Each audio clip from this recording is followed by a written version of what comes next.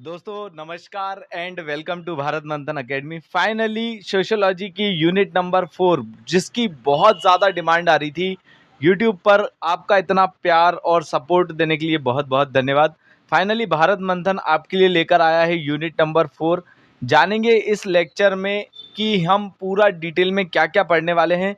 जैसे कि अभी तक आप जो यूनिट नंबर 1, 2, 3 देखते आए हो, जिसमें पॉइंट टू पॉइंट्स नोट्स देने का काम किया है, रिलेटेबल एग्जाम्पल्स कोड किए हैं ताकि आप आपका आंसर बहुत ही ज़्यादा बेहतर बना सकें। ओवरऑल यहाँ तक मैं क्रिस्टल क्लियर आपको कर दूं कि इस लेक्चर के बाद अगला पूरे जो लेक्चर्स हैं यूनिट नंबर 4 के, यूनिट नंबर 5 के, वो पूरे ही lectures point to point form में रिलेटेबल एग्जाम्पल्स के साथ भारत मंथन एकेडमी यानी बीएमए पर आपको देखने को मिलेंगे।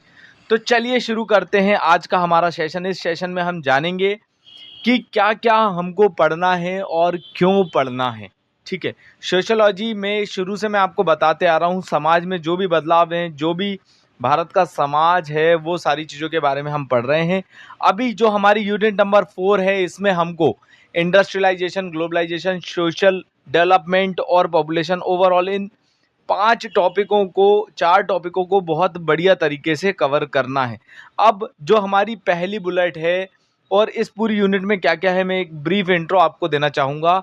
इस यूनिट में हम पढ़ेंगे समाज में क्या बदलाव हुए हैं इंडस्ट्रीज के कारण, टेक्नोलॉजी के कारण, इकोनॉमी में क्या चेंजेस हुए हैं, क्या कल्चर एक होलिस्टिक वे में बना है, और पॉपुलेशन जो ग्रोथ और जो चेंजेस हमको पॉपुलेशन में ओवरऑल देखने को मिले, उन सारी ही चीज़ों के बारे में हम पढ़ेंगे। तो शुरू करेंगे इसको इंडस्ट्री से। अभी हम इस लेक्चर में सिलेबस डिस्कशन कर रहे हैं। यहाँ पर हम देखते हैं इंडस्ट्रीज के कारण समाज में क्या बदलाव हुए, इस चीज़ के बारे में हम पढ़ेंगे। तो इंडस्ट्रीज के कारण क्या बदलाव हुए, पहले क्या होता था, एग्रीकल्चर बेस्ड सोसाइटी हुआ करती थी। अब एग्रीकल्चर बेस्ड इकोनॉमी से जो है इंडस्ट्रीज बेस्ड इकोनॉमी हो गई है। बड़ी बड़ी फैक्ट्रीज और मशीन्स डली। पहले लोग हाथ से जो है कपड़े बुना करते थे भारत में, और अब जो है पूरी टेक्सटाइल फैक्ट्रीज से काम होने लग गया। इंडस्ट्रीज तो बड़ी, लेकिन पॉपुलेशन में जो चेंजेस आए इसके कारण हमको अब नेगेटिव इफेक्ट में पॉल्यूशन देखने को मिल रहा है, स्लम्स देखने को मिल रहे हैं, लेबर एक्सप्लॉइटेशन देखने को मिल रहा है। ठीक है, तो एक ओवरऑल आपको यहाँ तक बात समझ में आई होगी। अब हम बात कर लेते हैं सोशल चेंज में क्या सारी चीज़ों को हमको कवर करना है। तो सोशल चेंज का मतलब क्या है, यहाँ पर एक ओवरऑल इस चीज़ को जानते हैं। समाज में बदलाव हुए, एक स्ट्रक्चर, वैल्यूज़, कस्टम्स, इंस्टीट्यूशंस में चेंज हुए ओवरऑल, और इसी चीज़ को हम बोलते हैं सोशल डेवलपमेंट एक देखने को मिला।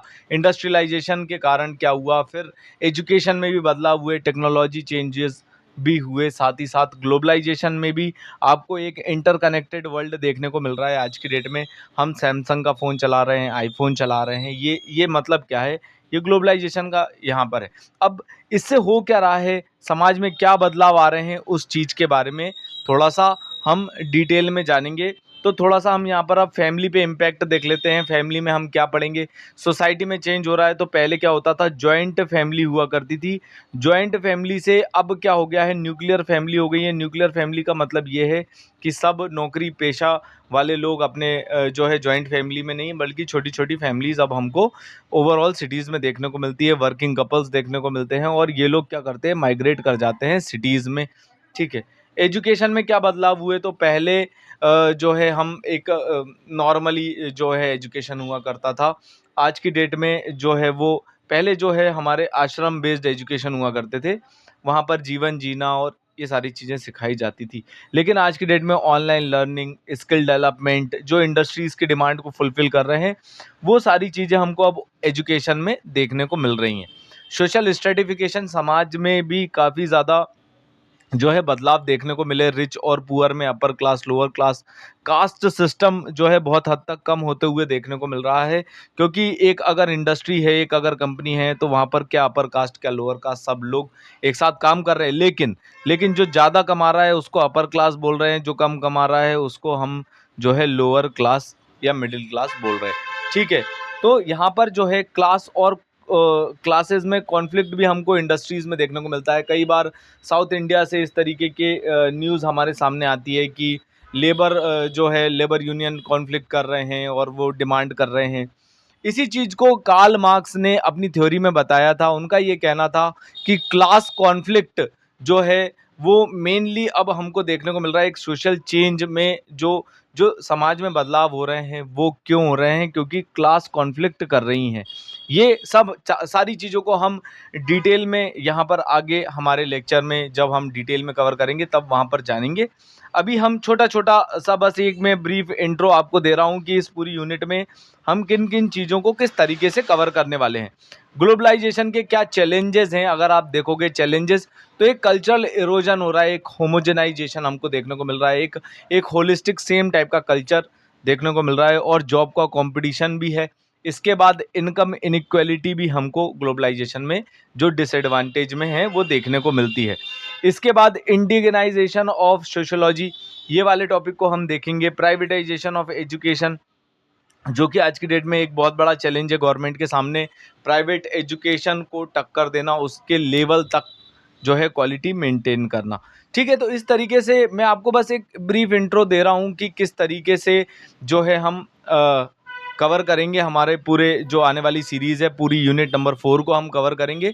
तो प्राइवेट एजुकेशन का मतलब क्या है? जब भी प्राइवेट इंडिविजुअल या ऑर्गेनाइजेशन एजुकेशनल इंस्टीट्यूट्स को मैनेज करती हैं, वो कहलाता है प्राइवेट एजुकेशन, चाहे वो स्कूल हो, कॉलेज हो, कोई भी चीज़ हो सकती है। ठीक है, तो वहाँ पर क्या होता है, एडवांटेज क्या है, बेटर इंफ्रास्ट्रक्चर, मॉडर्न टीचिंग हमको देखने को मिलती है प्राइवेट एजुकेशन में। और डिसएडवांटेज क्या है कि बहुत ही ज़्यादा एक्सपेंसिव है, अनइक्वालिटी को जो है, एजुकेशन इनइक्वालिटी को जो है वो बढ़ाता है। जो अमीर है वो यहाँ पर जाके पढ़ पाते हैं, जो गरीब हैं वो उसको अफोर्ड नहीं कर पाते।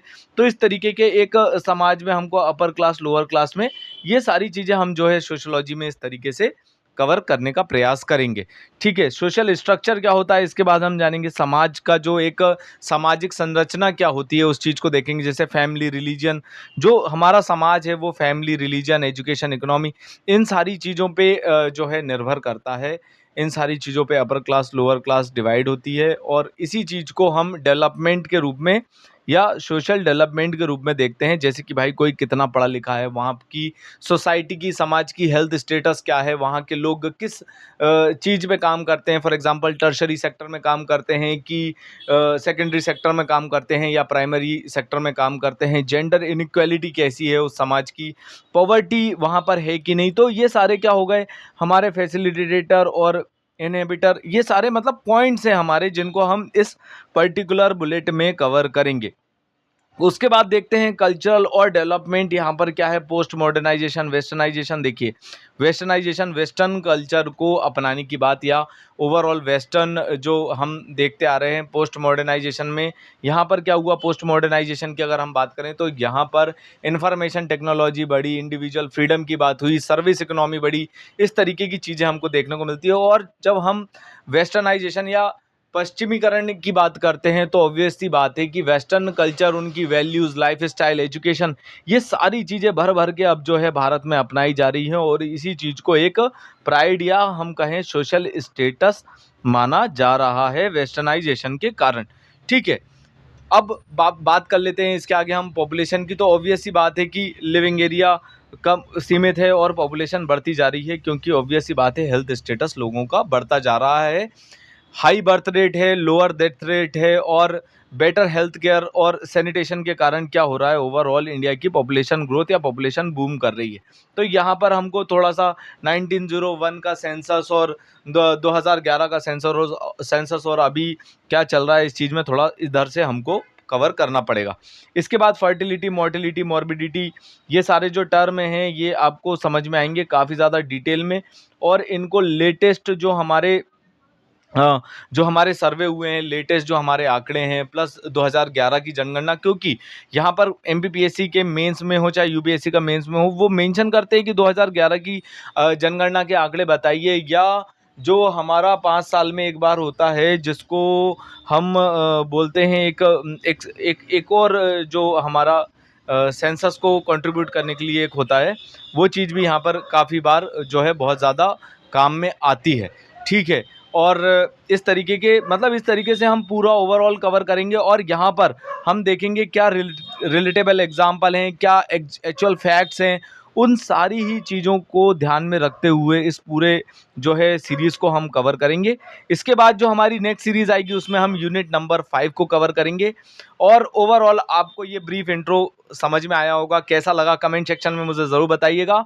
और आगे बढ़ने से पहले मैं एक मोस्ट इम्पॉर्टेंट बात ही आपको बता देना चाहता हूँ कि भारत मंथन अकेडमी अभी तक आपके लिए यहाँ पर सोशियोलॉजी के ऑलमोस्ट 69 लेक्चर्स हम कवर कर चुके हैं। ये है 70th लेक्चर और इसमें हमने डिस्कस किया है कि हम यूनिट नंबर 4 में क्या क्या कवर करेंगे। लेकिन हम सोशियोलॉजी में पूरी एक एक चीज़ें, जैसे आप अगर पेपर 2 पढ़ रहे हो पार्ट बी यूनिट नंबर 3 के अंदर प्रॉब्लम्स ऑफ अर्बन, ये मतलब हमने पूरा एकदम एक्चुअल में कॉन्सेप्ट ऑफ किंचन, भाई भाई भतीजावाद या लीनिएज जो नातेदारी जो होती है, उन सारी ही चीज़ों को हमने यहाँ पर काफ़ी डिटेल में कवर किया है। तो आप इन सारे लेक्चर सीरीज़ को देख सकते हैं। अपना फीडबैक कमेंट सेक्शन में हमें ज़रूर दें।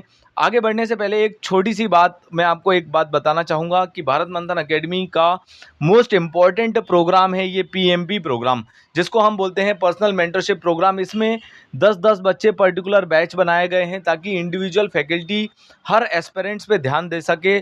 संडे टू संडे टारगेट बना के इसमें टेस्ट होते हैं और ताकि आप एक टारगेट बेस्ड स्टडी कर सकें, घर पे बैठ के सेल्फ स्टडी कर सकें। और जो टेस्ट होता है वो हर संडे होता है, एवरी संडे होता है, मेंस का प्लस प्री का। जो भी आपको टारगेट दिया जाता है वो मेंटोर पर्टिकुलरली उस पेपर को कंडक्ट करवाते हैं संडे टू संडे और फिर आपसे पर्सनली आपकी पढ़ाई से रिलेटेड जो भी आपका मार्गदर्शन है वो देते हैं। यहाँ पर बहुत ही हाई क्वालिटी टीम हमने इस चीज़ के लिए अपॉइंट करके रखी है और काफ़ी इम्पॉर्टेंट है। जब भी हम तैयारी करते हैं तो क्या नहीं पढ़ना है ये आपको कौन बताएगा, तो ये आपको आपके मेंटर बताएंगे। प्री प्लस मेंस का ये प्रोग्राम है। अगर आप ये प्रोग्राम ज्वाइन करना चाहते हैं तो आप इस दिए गए नंबर पर व्हाट्सएप पर हमें कॉल कर सकते हैं और अतिरिक्त जानकारी पा सकते हैं। हिंदी और इंग्लिश दोनों ही माध्यम के लिए ये बैच है। यहाँ पर आपको जो है कॉल के माध्यम से और गूगल मीट के माध्यम से पूरा मार्गदर्शन किया जाएगा और जो भी आप आंसर लिख रहे हैं उसकी पीडीएफ बकायदा आपको चेक करके 1 to 1 आप क्या गलती कर रहे हो वो सारी ही चीज़ें इस पीएमपी प्रोग्राम में आपको बहुत बढ़िया तरीके से जानने को मिलेगी। आशा करता हूं कि यहाँ तक आपको सारी बातें समझ में आई होंगी। आपको ये सेशन कैसा लगा? पूरी की पूरी इकाई नंबर 4 जो सोशियोलॉजी की है वो अब हम डेली बेसिस पे एक लेक्चर आपको यहाँ पर मिलेगा। बहुत ही बढ़िया तरीके से हम इस सीरीज़ को कंप्लीट करेंगे। इस पर्टिकुलर पार्ट को हम कंप्लीट करेंगे सोशियोलॉजी को और आशा करता हूँ कि आपको पढ़ने में मज़ा आ रहा होगा। अगर आपकी कोई भी शिकायत है या कोई भी पॉजिटिव या नेगेटिव फीडबैक आप हमें देना चाहते हैं तो बिल्कुल कमेंट सेक्शन खाली है, आप वहाँ जाकर कमेंट करके हमको बता सकते हैं। Thanks for watching. Please subscribe to Bharat Manthan academy. ज़्यादा से ज़्यादा लोगों तक इसको शेयर कीजिए। ये एक फ्री इनिशिएटिव है ताकि हम ज़्यादा से ज़्यादा लोगों तो इस पर्टिकुलर बैच से, प्रोग्राम से, चैनल से कनेक्ट कर सकें। Thanks for watching. Please subscribe. Thank you.